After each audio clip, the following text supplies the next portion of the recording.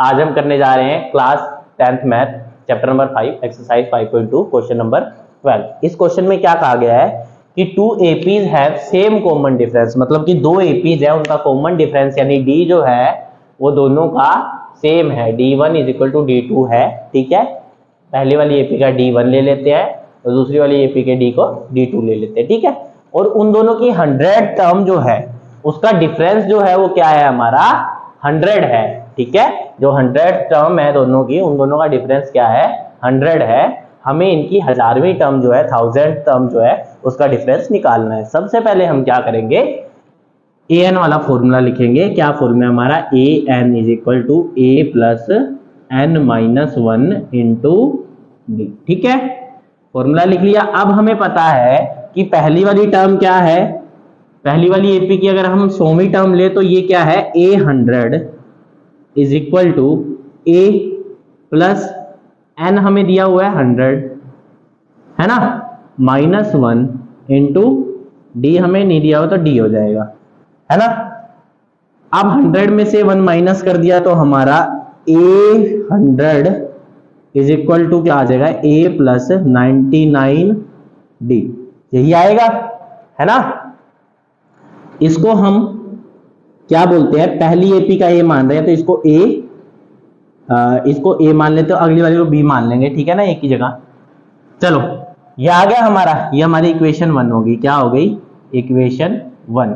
ठीक है, इक्वेशन 2 लेते हैं हम, उसको b ले लेते हैं।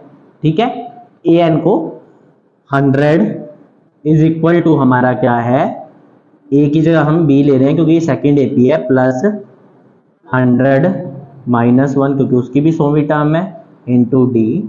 ठीक है, और डी दोनों में कॉमन है इसलिए डी ही लिया है, तो b100 इज इक्वल टू क्या आ जाएगा, b प्लस 99d। ठीक है, ये हमारी सेकंड टर्म होगी। और हमें क्या दिया हुआ है, दोनों की 100 टर्म्स अगर हम माइनस करेंगे आपस में, दोनों का डिफरेंस क्या है, 100 है। तो अगर मैं बात करूं b100 और a100, हमें क्या दिया हुआ है, a100 माइनस b100 जो है वो इक्वल टू क्या आ रही है, 100 की आ रही है, ये हमें दिया हुआ है। a100 की वैल्यू क्या है, a प्लस 99d, तो हम यहाँ लिख देते हैं a प्लस 99d माइनस, ठीक है, b100 की वैल्यू है b प्लस 99d, तो यहाँ पे आ जाएगी b plus 99d is equal to, हमें 100 दिया हुआ है ना, इज इक्वल टू 100। अब ये दोनों माइनस हो जाएंगे तो a plus 99d minus b plus minus plus minus हो जाएगा, minus 99d is equal to 100। 99d से 99d कट गया, हमारे पास क्या आ गया, a minus b is equal to 100। क्या आ गया, a minus b is equal to 100, equation 3 बोल दी हमने।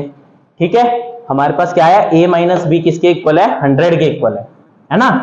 अब हम इन दोनों की 1000 टर्म का हमने डिफरेंस निकालना है, तो दोनों की 1000 टर्म की बात करते हैं। एक के a को a ही रखेंगे, एक के a को हम क्या ले लेंगे, b ले लेंगे। ठीक है ना, तो फर्स्ट एपी की बात करते हैं, तो a1000 इज इक्वल टू क्या होगा, a plus 1000 minus 1 n minus 1 into D, है ना। तो ये क्या हो जाएगा, a1000 की वैल्यू क्या आ जाएगी हमारे पास, a प्लस 999d, 1 माइनस हो गया, है ना, यही होगी। ठीक है जी, इक्वेशन 4 बोल देते हैं इसको। ठीक है, अब हम सेकंड एपी में उठाएंगे तो उसके a को हम b लेके चलेंगे, b1000 की वैल्यू क्या हो जाएगी, a प्लस 1000 यानी n माइनस 1 इंटू डी। 1000 में से एक गया 999 इंटू डी 999d, तो b1000 की वैल्यू क्या आ गई हमारी, a प्लस 999d, है ना। ये क्या है, हमारी इक्वेशन 5 है।